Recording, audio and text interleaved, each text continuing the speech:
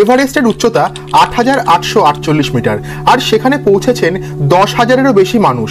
কিন্তু মাউন্ট কৈলাস, যার উচ্চতা মাত্র ৬,৬৩৮ মিটার, তবু আজও কিন্তু কেউ এর চূড়ায় পৌঁছাতে পারেনি, শুধুমাত্র একজন মানুষ ছাড়া, যার নাম মিলারেপা। প্রায় ১,০০০ বছর আগে তিব্বতে জন্মগ্রহণ করেন মিলারেপা।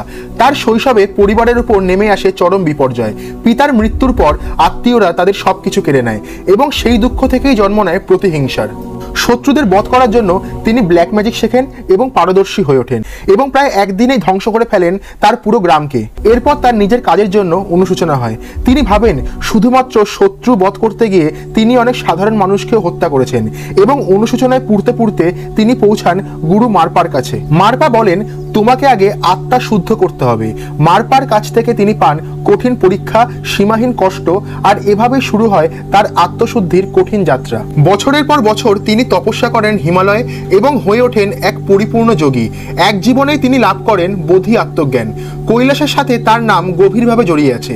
লোকমতে এক আধ্যাত্মিক প্রতিযোগিতায় তিনি কৈলাসের চূড়াও জয় করেছিলেন। যদিও মিলারেপার কৈলাস জয়ের কাহিনী কোনো ঐতিহাসিক বা তিব্বতীয় ধর্মগ্রন্থে উল্লেখ নেই। অনেকেই বলেন কৈলাসের পবিত্রতা ও অলৌকিকতা বজায় রাখতেই নাকি এই কাহিনী তুলে ধরা হয়েছে।